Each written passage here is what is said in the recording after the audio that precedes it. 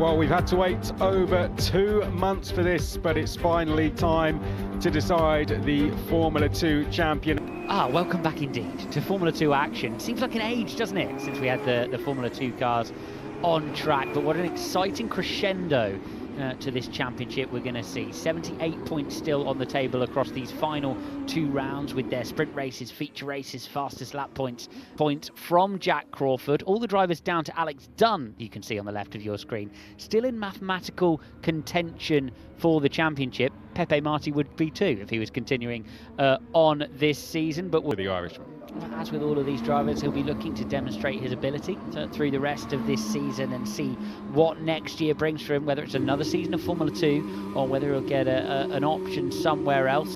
Trying to win High-Tech TGR their first championship as well. That would be quite the feat for him, for Luke Browning, if he can go as a British driver, win the British team their first title. Ended up in 3rd position, of course, in the Formula 3 championship last year. He turned 16, which is one they're going to have to watch out for in qualifying. That gravel strip on the left-hand side there is new for this year on the exit of turn 16. Could ruin the lap you're on, and indeed the next one if they decide to push on. Yeah, absolutely. There has been some fast left-hander which takes you towards the final corner. Certainly is. 23 laps for the sprint race here. 32 laps for the feature race. It's a long way to go on the tyre as Fornaroli makes his way out of the final corner. A momentary jump up to the top of the standings for Lawrence Van Hoopen there. Is he going to be the first taker for our new gravel trap? That's the one on the outside of turn 14, I believe. There's one on the outside of turn 6, outside of turn 14. In this round with Trident in a vacancy, and then Nicholas Solov, the Bulgarian, who will race with Campos next season. He's going to be doing the final 2 rounds with them. He is a Red Bull Junior, so those are the 4 changes of note. Some exciting. It really is beneficial to drivers who take the opportunity to jump in for the final couple of rounds and hit the ground running on their 26th season. Yeah, he becomes the first Bulgarian to race in Formula 2, and he's got a lot of support coming from. 27 degrees out there currently. Track temp is 39 degrees. There are 16 corners here. Guess how many braking zones there are that would be considered large? That's over 4G. None. There are none. Massively different in Formula 2. So it's a weekend not only to get on top of the car, which is moving much more swiftly than the one that you've been driving, and a power delivery that's far different, as demonstrated by Lawrence Van Hoopen there. But also the physical challenge of these cars is never quite so acute as around here. This is the turn 8-9 section that's catching them out. They're very fast. You come out of turn 7, then into this flick.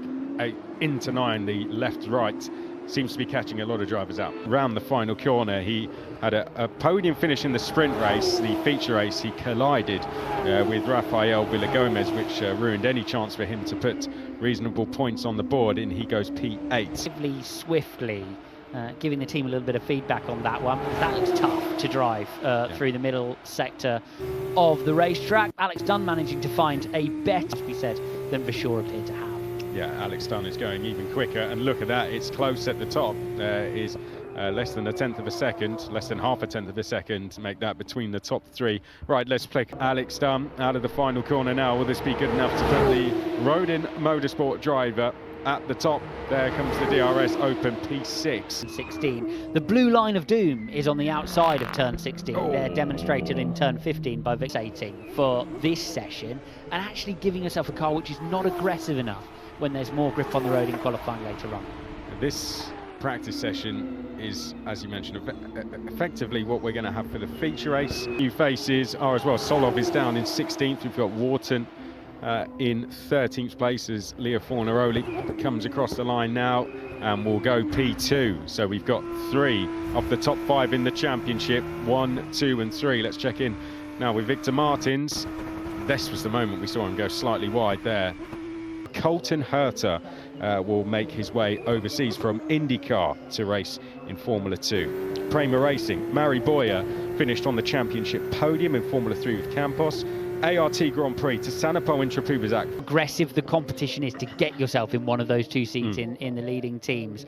For example, the Invicta of which Leonardo Fornaroli is sitting in right now and hitting P1, which will be very heartening for them on the pit wall, and indeed him as he runs into what is an incredibly important weekend. Really, as we know, in their first season of Formula 2 racing, and everybody's watching them try to progress through to Formula 1. Joshua Dirksen running wide there out of turn 15. You've done races with pit stops.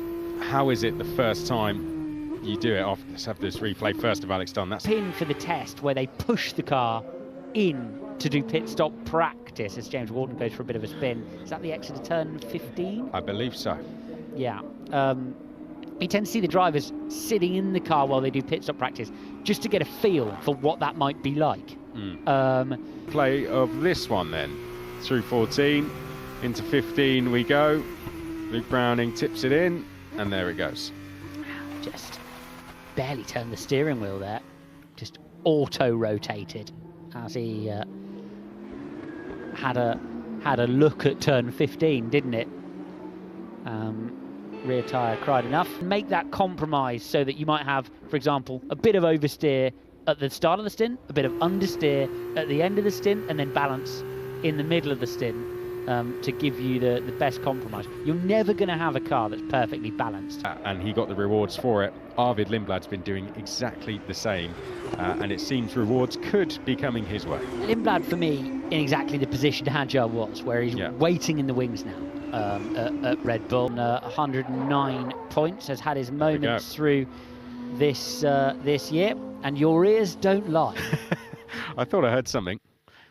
Spectacular. Throughout the season, Monza has a sort of very Harry Potter kind of number. Does. Yeah, it does. And then we've seen a more modern solution throughout the year. The brooms are definitely going to be out, though. Yeah. And that's a factor. Although Browning there didn't lose that much time. Has been doing. That looks like it might be the next corner, turn 15, where drivers are really committing early, aren't they, to the exit curve? Yeah. I think once you know you're going to lose it there, it's avoid the gravel trap.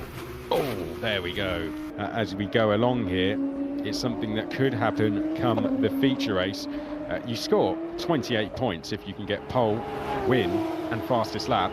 That's even if you don't score in the sprint race, and that's what Fornaroli will be going for as he goes comfortably fastest from the rest of the field, and that is a statement lap time. This weekend here in Qatar, 40 points would do it. Oh, and there we go. There goes a spin for Luke Browning at the final corner.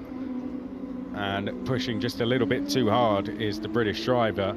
And as Leo Fornaroli looks more and more championships, and Leo Fornaroli leading practice and leading it fairly comfortably over his championship rivals. Dino Beganovic, the one who got closest to him. Hey everyone, thanks for watching these F2 practice highlights for the 2025 Qatar Grand Prix weekend for Formula 2. We had Fornaroli, the championship leader, by quite a few points. I think it's like around 18 points over Crawford. Taking it by something like 0.4 seconds higher than Beganovic. And Beganovic isn't even in the title race. So Dunn, his nearest competitor in the title race, was third, still like 0.45 seconds off. But Browning, for sure, also looked quick. Crawford, the closest to Fornaroli in the championship, seemed to struggle.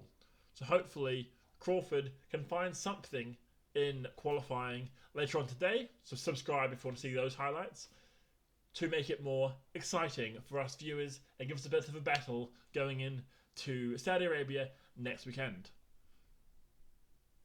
Nope. Abu Dhabi next weekend. Sorry. Anyway, I think Fornaroli's going to take it. He just looks too imperious. He might even finish it this weekend if things go his way. He wins a couple of races.